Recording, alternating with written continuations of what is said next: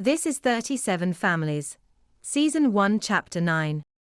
In this episode, we will be bringing together our discussion in the last episode with our discussion of severing of negated impulses described earlier in the season.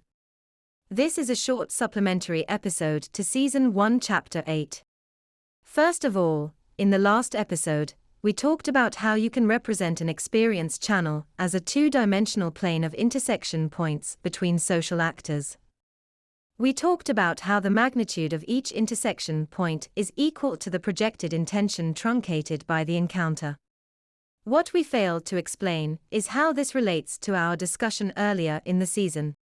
Now, the projected intention truncated by an intersection involves a vector in three-dimensional space, two spatial, one time. Thus, we can see that the disruption of this projected intention by the intersection determines the magnitude of the intersection, where that magnitude determines the pressure to verbalize the impulse. Now, this way of thinking about experience channels is relatable to our earlier discussion of negated impulses.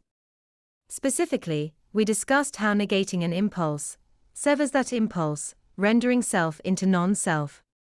The self continues along the path described by that negated impulse, resulting in the fossilized perceptual experience becoming reintegrated minus the negation after the completion of that path. Now, we can see that when the other severs impulses, it produces a similar severing, but a severing of non-self rather than self. In other words, in truncating the projected intention of an actor by an intersection, one is providing a rationalization with a potency proportionate to the degree to which the impulse corresponding to the non-self is repressed. In other words, the affirmatory power of a narrative is reflective of the degree to which it represses the projected intention of the social actor. This may not be a pure relation. Of course, there may be other factors involved. But as a simple model it works. That's the end of the podcast for today.